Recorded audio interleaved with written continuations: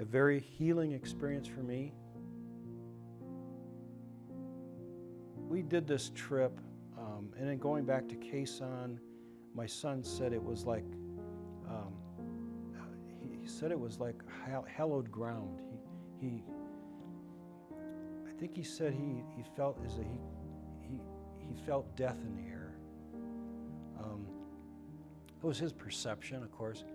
For me, Quezon and Camp Carroll, being bombarded and all that stuff, to be there with it totally quiet without ever having to worry about any incoming rounds or something, that was eerie for me as well.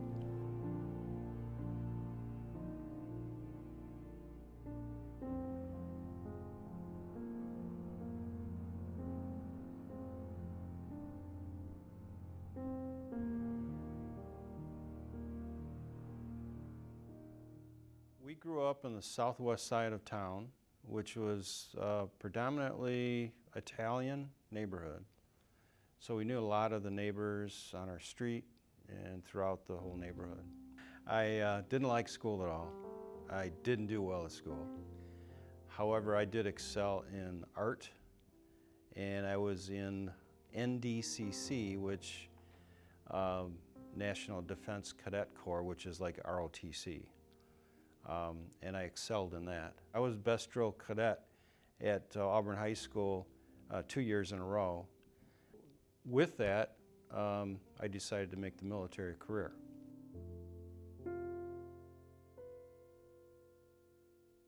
In NDCC, was focused on making it the military career, and I looked at the branches of service, and I just felt that the Marine Corps was the best trained, and that's where I decided to go. They have one major interest in common, a desire to be Marines.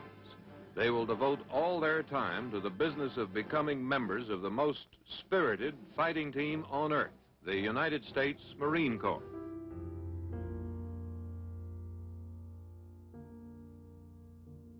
They have this tactic where you get there when it's dark. So when you get off the bus, they have these yellow footprints, and they are on you like a wet shirt from that moment on. So it was kind of a culture shock, you know, from civilian life. But everybody kind of adapted to it as best they could. Some washed out, some didn't. Before they leave recruit training, however, they will be molded into United States Marines. I had experience with marching and using the rifle in high school. And one of the things, it's almost like prison. You don't want to stand out. You want to blend in. So my goal was to blend in and not to look too good when it came to marching. I just tried to maintain and just not get in trouble. Didn't want to stand out, and when we did bayonet training with rifles, they have these things called pugil sticks, and it's a big long stick with pads on each end, and you would use it like a rifle. And we would fight each other with football helmets on, and what happened to me was our sticks went like this and kind of sliced against each other, and of course it came down on both my thumbs, so both of my thumbs got broken. But I never went to sick bay or anything. I just kind of dealt with it because I didn't want to stand out. I was focused mainly on becoming a Marine.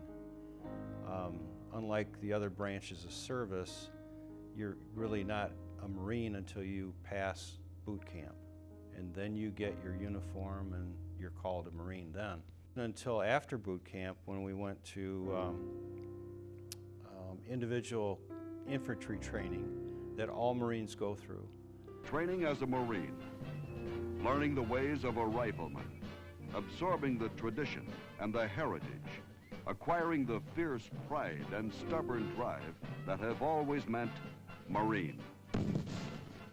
So during that training, when we started to train in guerrilla warfare, that's when it kind of struck home that I was actually going to go into a war. I kind of understood that, yeah, I was headed for Vietnam, and I was headed to a combat kind of a situation because my primary job was machine gunner. We did a 2-week machine gun school where we fired M60 machine guns from the prone, kneeling, standing, from the hip. And I had a secondary job. You know, they run you through a battery of tests academically as well. And for some reason, they thought that I would make a good interpreter, so they sent me to a Vietnamese language school for, I believe that was like 3 months before I actually went to Vietnam. That was, that was a drunken bash. Nobody cared because what would they do, send you to Vietnam? I mean, you know, we didn't care. So they gave us reel-to-reel tape recorders so you could record your voice, and we never even used them. It was all about partying and drinking and passing inspection at the end of the week so you could go on liberty on the weekends. Nobody studied, but unbelievably, it did somewhat stick.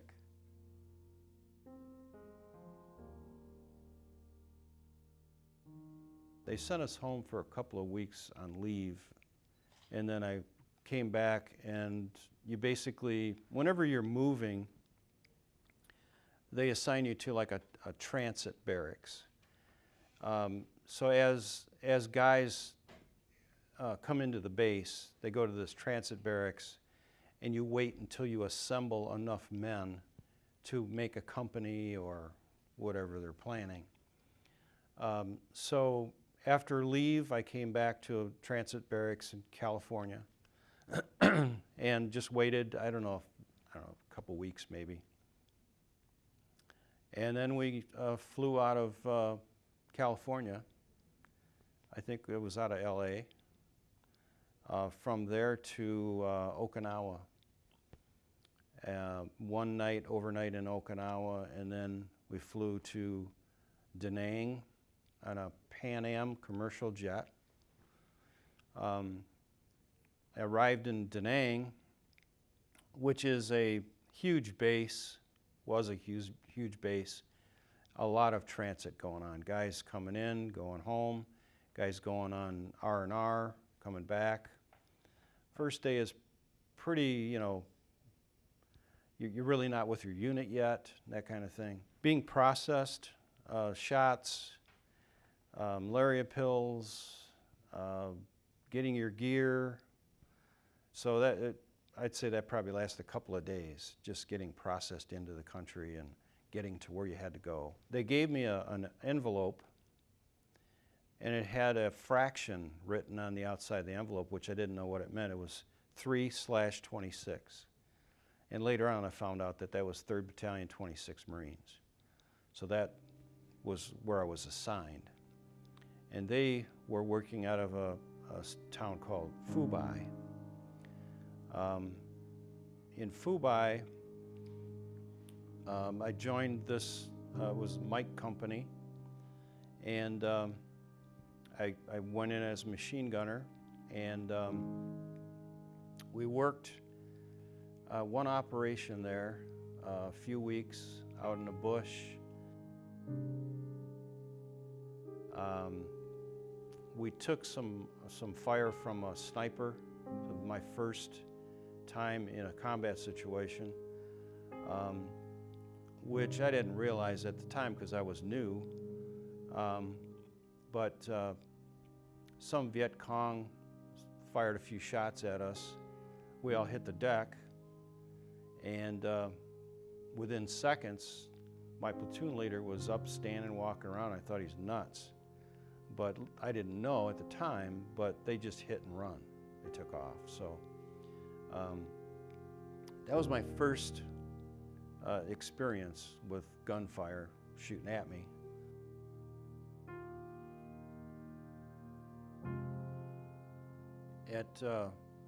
At night, if you're on a perimeter, then you have sectors of fire. So you would only fire in a certain direction, and the bunker next to you would overlap their fire. The thing about a machine gun is that there's a tracer round. I think it's every 6 rounds, I believe. And they say that the life expectancy of a machine gunner in a firefight is like 30 seconds because they're going to look for where that machine gun's at and they're going to fire at the machine gun. I was lucky enough not to have anything like that happen. I mean, machine gunners are relied upon because of the heavy firepower that you can put out. The war had begun to escalate, and you know, I was there in '67 and '68 at the height of the war. And our company commander told us that we were going to be heading up to Quezon, and we were going to be working out of Quezon. Once we got to Quezon, we were dealing with more the NVA and some of the mountain guards up in the mountains that didn't speak Vietnamese, and less Viet Cong. You know, Viet Cong were just like farmers by day, so they weren't very good shots, whereas the NVA, they were trained military and a lot harder to deal with.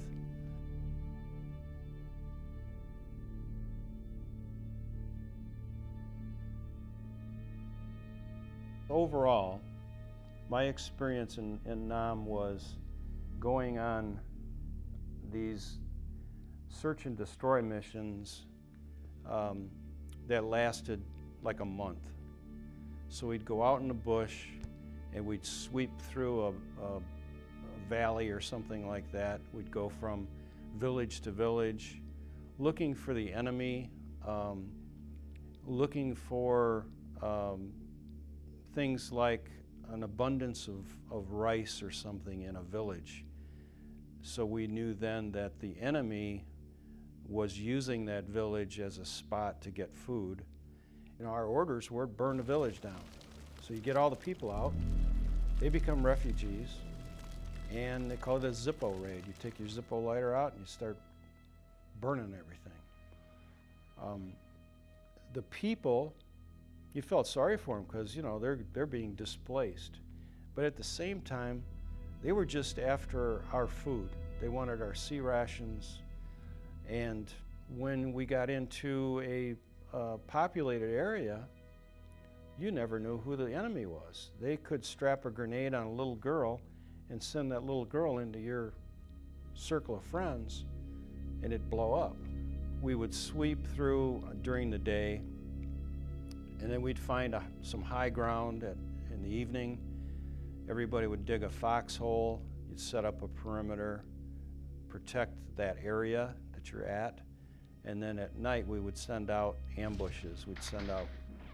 We'd go on daily patrols, and then at night we'd go out on ambushes. But everybody didn't go on an ambush. You know, just selective different squads that would go out and cover different areas. Generally speaking, I'd say I probably went on an ambush maybe 3-4 times a week. After the 30 days, then we would get helicoptered back to Quezon Air Base, get resupplied, get our mail, hot shower, but most of the time we lived in the bush for the 13 months that I was there. As Marines push through the jungle, they must overcome natural obstacles as well as the enemy hiding someplace in the dense growth. Humping a lot of gear. Your cartridge belt would dig into your hips. You'd have bruises on your hips. You'd have cuts all over your forearms from the elephant grass and those cuts would get infected. Your feet were constantly wet. Leeches, things like that on a day-to-day basis.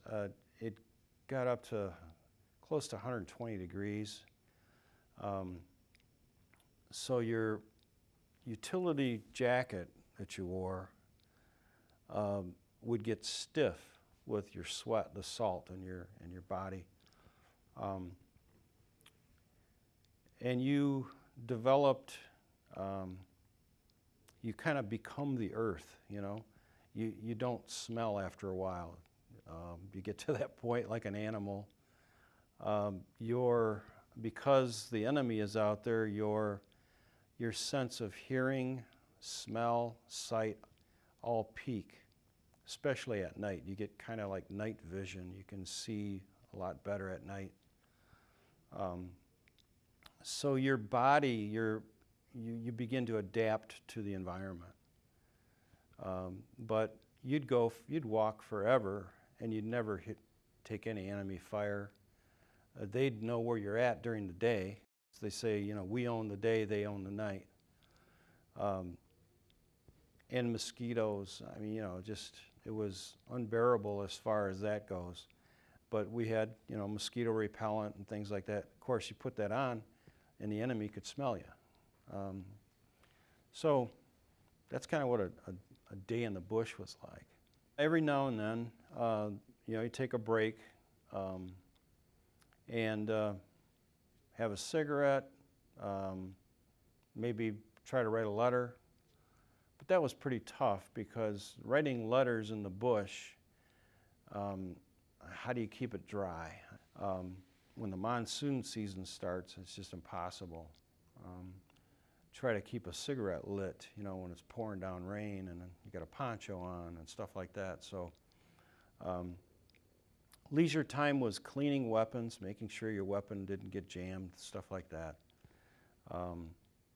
And a lot of rumors talk about where we're going next, what the enemy force is like, where we're going, that kind of thing, what the terrain is like. Those are kind of the things that we talked about. Talked about home, being homesick, girlfriends, stuff like that. We had been out for close to 30 days, all looking forward to going back. We got up early that morning, and we humped to a spot where the choppers were going to pick us up. So that morning, everybody was kind of relaxed. We were looking forward to going back, getting a hot shower, getting our mail. And it was about 8:30 in the morning, and I guess I have to back up a step and tell you that they took me off the machine gun. I guess we must have gotten more guys coming over that had machine gun as their primary job. So they relieved me of the machine gun and made me a radio operator. So now I've got this radio on my back with the handset and carrying a .45 pistol instead of a machine gun, which was, I didn't like that very much, because I go from all this firepower down to having a pistol with 8 rounds in it. So, but we started down this ridge line. It was a path, all single file, and across from us was this other ridge line that the enemy was in an ambush waiting for us. So the point man in my squad, who was about 4 guys in front of me, he halted everybody, and he said he heard safeties on their rifles being switched off. And just as he said that, they opened up on us.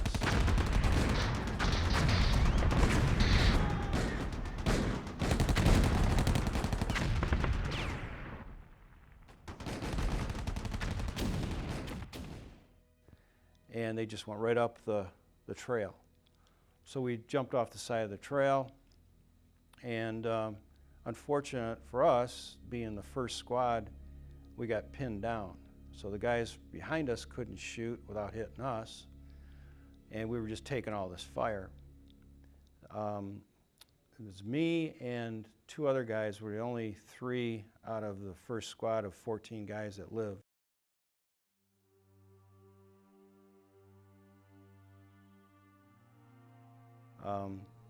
One guy got shot in the hand. He lost these fingers, but he lived. I got shot just above the boot in the shin, and it just kind of flipped me over when I got hit. And another guy took a round in the shoulder and somewhere down in the side above his hip, and he survived.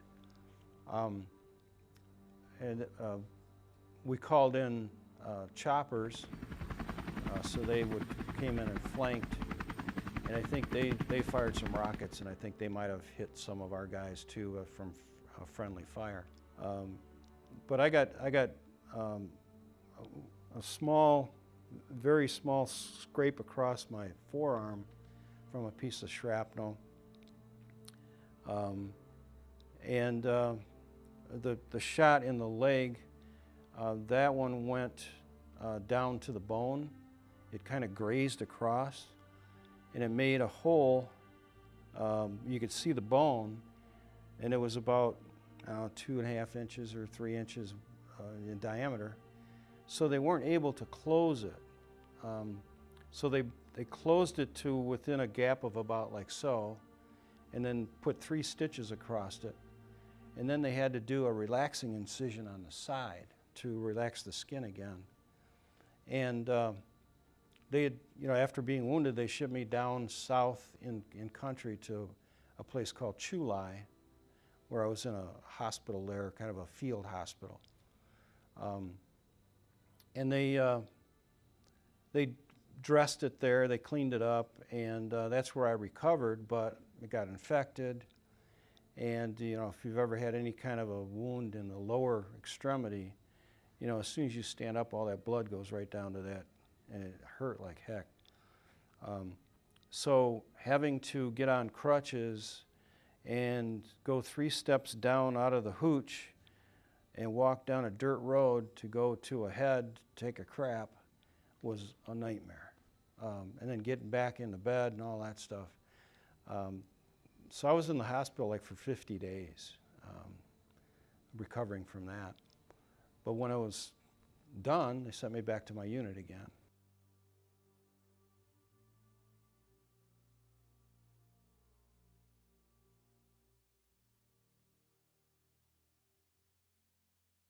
That was just kind of the standard for radio operators.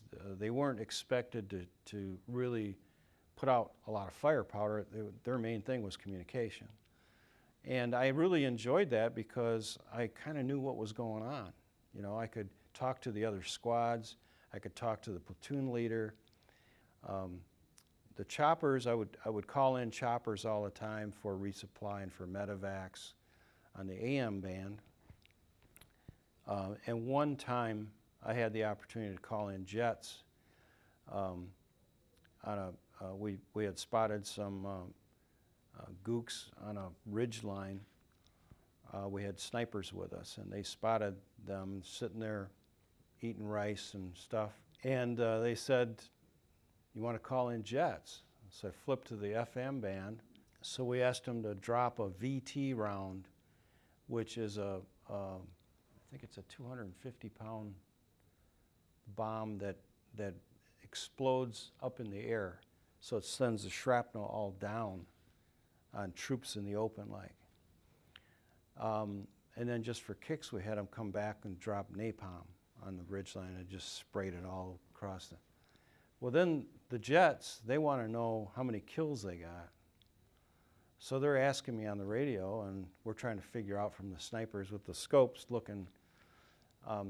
So we report back, I think they had 12 kills or something like that. And then that was it. I thought they were gone. Well, here comes these guys flying right over the top of us. I mean, treetop level. and they came right over the top and they did a victory roll, and they're upside down waving to us as they peeled off. It was a thrill to watch that. And then being able to communicate with them, you know, from the jets. It gives you the feeling, and I had the same feeling whenever I call in choppers to fire rockets. You get the feeling that you have that power, that weaponry yourself, like you're shooting it. It's kind of an awesome feeling to have that much firepower. The war was escalating, and the NVA were about to attack Quezon. And they pulled me out, which I was thankful for that, but I didn't know that I was going to a place called Camp Carroll, which was, I think, 6 to 9 miles away from Quezon. And they had these 175 howitzers there that the Army would fire. And they assigned me to a security platoon, headquarters 4th Marines. And our job was to guard the perimeter of that base. And they were trying to overrun us to get those 175s. I was there for 3 months, the last 3 months of my time in country. And there was a mountain that was nearby. It was called Dung Ha Mountain. And the enemy had 6 guns, and they would constantly barrage us with those. So you got in tune with listening for thumps off in the distance, like 6 thumps. And then you knew that those rounds were headed your direction. And they would sometimes walk them up the perimeter right through our bunkers. My bunker was blown up 3 times, and I was lucky enough not to be in it those 3 times. But the barrages kept coming in, and there were guys that were just getting to a point where you get claustrophobic. When you're in a hole and it's night and the bombs are dropping close enough that they're actually, the shrapnel's hitting your bunker, you start getting closed in. And a couple guys couldn't handle it, had to leave. But that was probably the worst part of my war experience, was being a sitting duck. I'd much rather be out, you know, get caught in an ambush or something where you can move, than to just sit there and wait for the next rounds to come in. You know, we stored our ammunition and stuff in the bunker, and everybody did these 2-hour watches. Well, we'd gotten through the night. 7 a.m. watches stopped. Here comes my buddy up the hill, and he's coming to get his friend who was on the last watch in the bunker to come to go to chow. And he's tossing something up and down in his hand. And as he got closer, it's a grenade.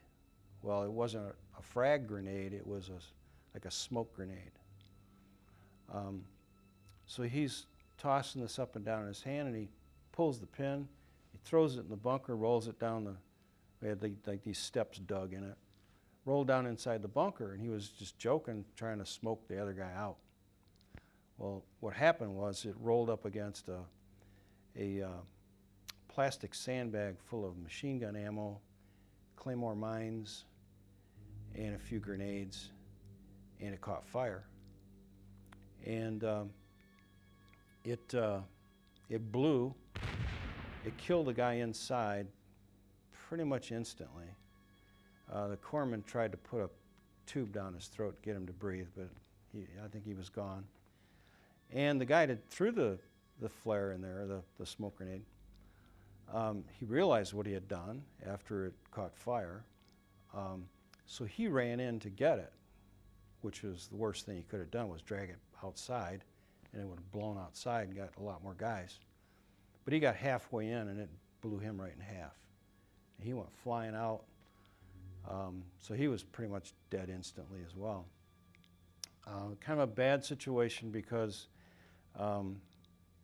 being on the perimeter, we had all this concertina wire, which it's like barbed wire in a roll, and they pull it out like kind of like a slinky, and you put like 3 layers of that, one on top of 2, so the enemy can't get into your perimeter. I mean, his flesh and stuff was stuck to the wire. We had to pick it off and put it in a body bag, send it home. I was wounded from that blast. Blew my eardrum out, and I caught small pieces of debris, shrapnel, sand, dirt. Just kind of sprayed the front of me. And the guy that was standing next to me was a little bit farther behind me. He caught it more in the face, upper chest. Ears ringing, you know, disoriented, concussion. So I went off to sick bay a little bit to be checked out, and me and the other guy. And once it was over, you know, I got light duty for a day because my ears were still ringing. But back to the bunker, you know, you carry on, you just like nothing happened, basically.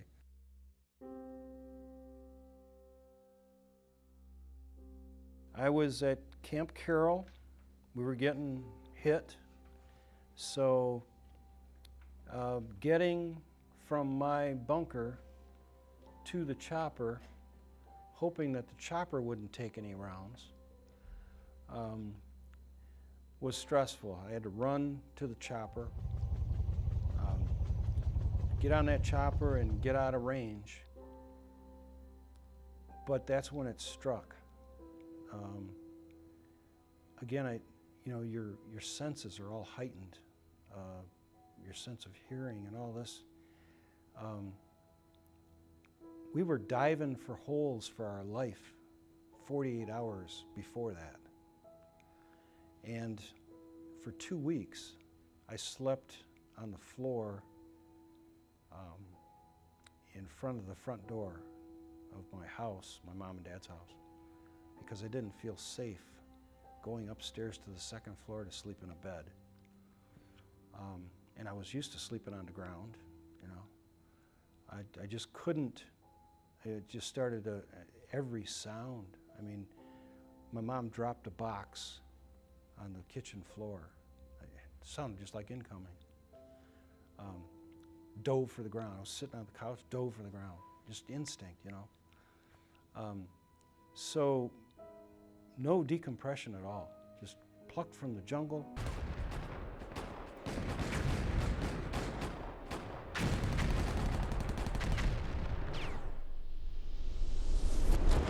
Boom, you're into society now. After a year, after 2 to 3 solid months of being bombarded, boy, that was hard to take. Again, when I came back, I wasn't getting out of the service.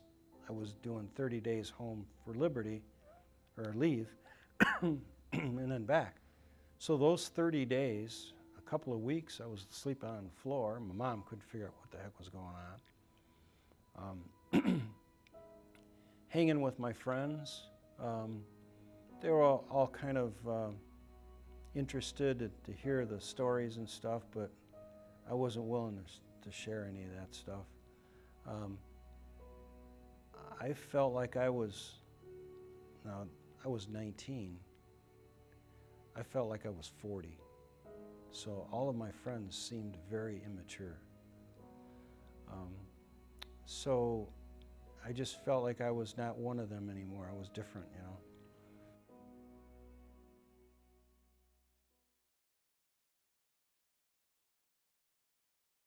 I first heard about the Harlem Veteran Project in the middle of sophomore year, and when I first heard about it, I was eager to learn more about it. As I found out more about the class, I knew that it was a class that I wanted to take, and I never had a doubt in my mind that I wanted to take it. When I got into the class, on one of the first few days of school, Stangy and Newnham told us that it was not going to be like any other class, that we were going to have to put in a lot of hard work, and it was going to be a very stressful process. We weren't learning from a textbook, we were learning from the stories that the veterans had shared with us. They told us that we were going to have to persevere in creating this documentary, and we were going to have to overcome many obstacles. I chose John off of a list of veterans. I knew that he was in the Vietnam War and he was a machine gunner. I was so eager to learn more about his story. When creating the documentary, things kind of got a little stressful. I just had to remember that I had to keep my eye on the prize and remember what all of this was for, and that kept me going. And now that I'm finished with the documentary, it is the best feeling in the world. The lessons that I've learned from the Harlem Veteran Project are something that I will carry with me for the rest of my life. I've created many friendships, and I've learned so many things, and I'm forever grateful for that. And for the things that John taught me, words could not explain how grateful I am for that. Every day I think about the things that he taught me and the things that I learned, and I am so grateful for that. He taught me to have integrity and to fight for what I believe in. He opened my eyes in so many ways about the stories of veterans. Before I started this project, I didn't know half of the things I did. I've gained so much knowledge from this experience. I want to thank him for always responding to my countless emails when I needed help and had so many questions. I am forever grateful for that. And I will carry what he and the Harlem Veteran Project have taught me for the rest of my life.